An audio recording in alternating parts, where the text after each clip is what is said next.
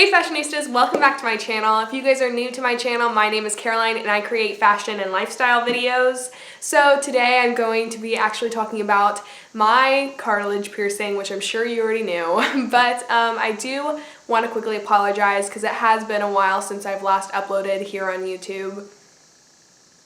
I've been busy, but I feel like I have a lot of new ideas. Today's video is just going to be about my cartilage piercing that I just recently got. I literally got it 3 days ago, and I just kind of want to talk about all I can while it's fresh in my mind and I've just had the experience. I will probably later on do an update about the piercing and let you know how I'm still feeling about it. But before I get started, I do want to quickly say one thing. I just got the McDonald's black coffee, and then you're supposed to get an ice cream cone and then dip it in, and that's from TikTok. People hype that up way too much. It's terrible. I really love sweet coffee. Like, I cannot drink it when it tastes too bitter. So for me, this tastes super bitter despite all that ice cream that went in there. Enough rambling, and let's get on into the video.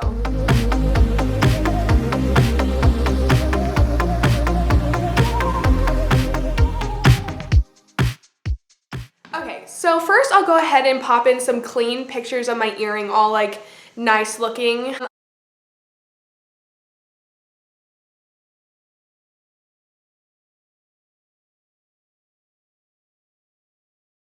I'm also going to show you how it looks right now. Again, I got this on Friday, so it's been almost like 3 days of having it. And today's the first day that it just randomly decided to bleed. And my piercer particularly told me, do not put cotton swabs on it. I know a lot of people use that to clean their earrings. It's still crusty with blood, and I'm just going to wash it off in the shower because I don't know how else I'm going to clean it other than with saline solution. But then again, that's not going to like just take off the crust. So this is your like little trigger warning. There is blood on it. So yeah, it's just right there. And as you can see, it's a little bit bloody. It does not hurt at all. I don't really know why it started bleeding. I think I might have tugged it on my hair or something.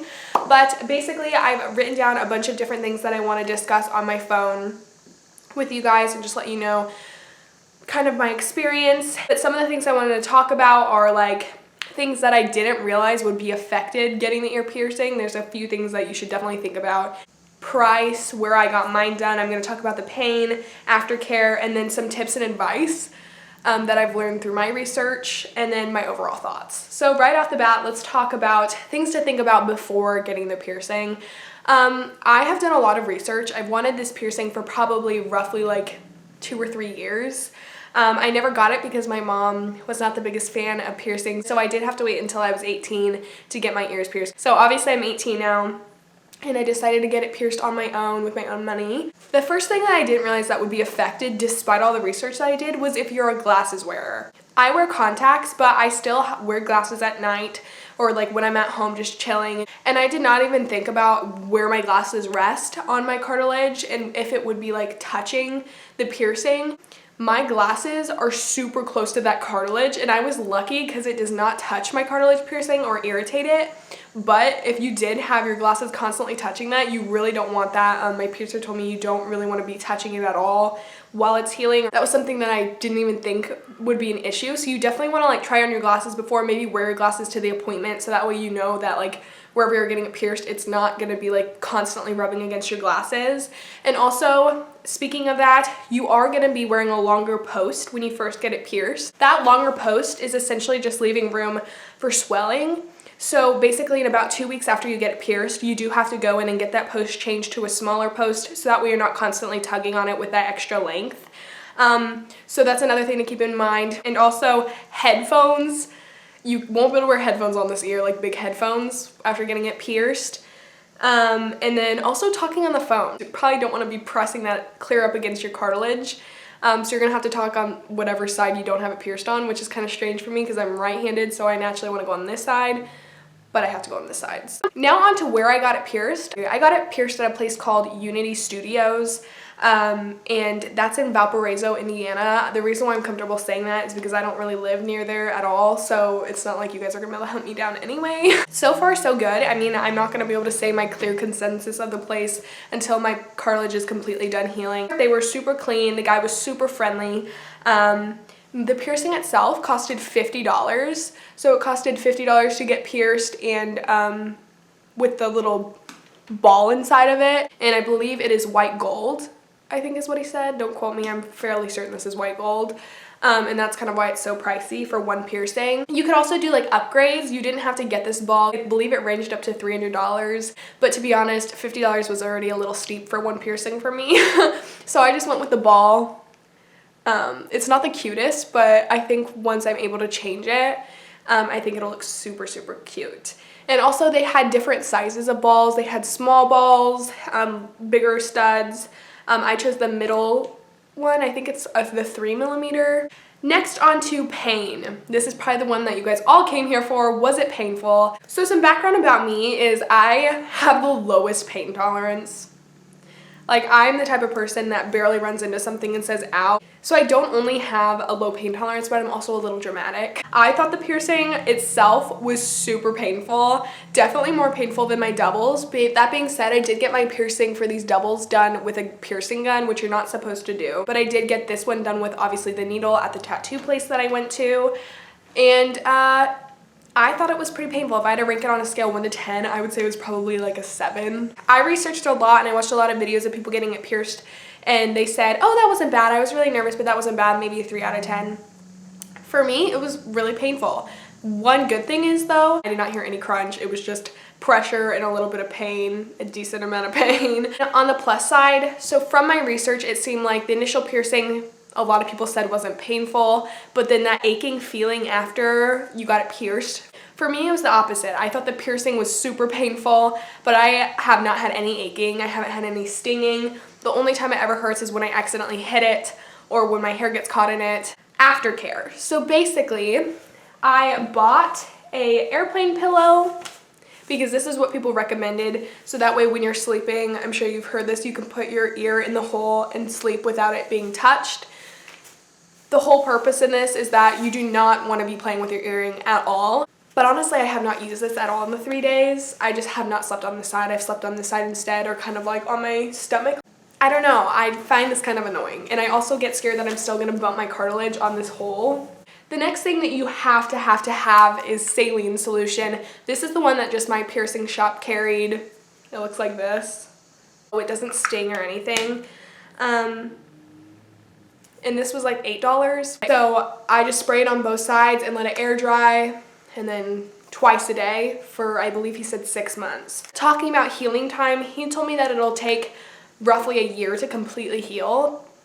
But I could be wrong, but I'm pretty sure he said something like I could change the jewelry a few months earlier than that. Another thing that he told me not to use on my ear was tea tree oil, which was another thing I was kind of shocked about because a lot of people had said on the internet it's great for your ears, it heals them. He said that that damages the skin on the ear and that you do not want to put that on. So again, this is my own research plus the information I was told. And as for keloids, like I said earlier, that was my #1 concern, that I was gonna get this big bump that was non-removable and that you'd have to go to the dermatologist to go in surgery and get removed. However, my concerns have kind of been brushed off because I asked him, or I asked the piercing person, I was like, you know, I'm really nervous about getting this piercing in the sense that I'm going to develop this big keloid. And the first thing she said was, have you ever had any kind of surgery before that you've developed a keloid? I said, I've never even had a surgery, so no. And she said, you really have nothing to worry about. Keloids are more for people that I guess have had surgery and have developed keloids before getting their piercing, from my understanding. Don't quote me, this is my understanding of it. And that basically it's like a gene mutation where your genes produce more scar tissue than necessary, creating this like big bulbous keloid. So since I've never had a surgery before and since I've never had keloids developed, I guess it shouldn't be a concern of mine. My research did also tell me that if you have had people in your family that have previously developed keloids, you probably do not want to get the piercing because that means your genes could also give you a keloid. However, I should say, just because you don't have the gene mutation doesn't mean necessarily that you can't develop a keloid, because if you do not clean your piercing twice a day for whatever period of time, you can still create like an infection bump, which can then turn into a keloid. However, infection bumps are pretty normal from my understanding, and if you clean them, they'll go away. However, if you don't clean them, you don't take care of them, you sleep on the ear and put pressure on it and constantly are touching it, it can turn into a keloid and then you have to go to the dermatologist. You don't want to twist the earring either. I remember when I got my doubles pierced and my firsts, they tell you to twist that stud and put alcohol on it. First of all, he never told me to put rubbing alcohol on it, so I would not put rubbing alcohol on your helix piercing. On top of that, he said do not touch it. Again, you don't want to twist it, you just want to really leave it alone. And here's some more tips and tricks that I've learned before getting my ear pierced through research. It's not something that I can tell you necessarily helped me. It's just something that I did before and I didn't have any problems. They tell you do not drink coffee before the piercing because apparently it thins out your blood, so when you get it pierced you're going to bleed more than you naturally would. They also do tell you that you should be eating and drinking before your piercing so that way you don't get lightheaded and possibly faint. The most important thing is probably do research on your piercer. That's like the biggest thing. I was originally going to go there for this piercing. Not only A, was it more expensive, I believe it was $75, but B, I like messaged them on Facebook and I asked them a few of my questions and my concerns. Do you like put a stud in or a hoop? And I had already done some research about it, so I had already known the answer and what the answer should have been, and that the answer is you should get pierced with a stud, so that way there's not so much movement causing irritation and then infection. And so they told me, yes, studs are best for infection purposes. However, then I had a friend who got her helix done there, and her helix was pierced with the hoop.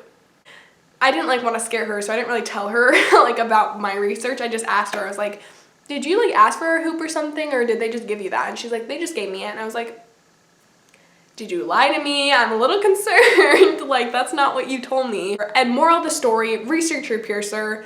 Just because they're tattoo place does not mean that they're going to be doing it right. So some questions that you probably want to ask are what kind of metal they use for their piercing. If they use a needle, you do not want to use a gun in the cartilage region because that shatters your cartilage. Ask if they use a stud. Okay, so the final thing that I have to talk about are my overall thoughts at this point in time. Clearly, I could be super happy with it now and then months down the road develop something and be like, I hate this piercing.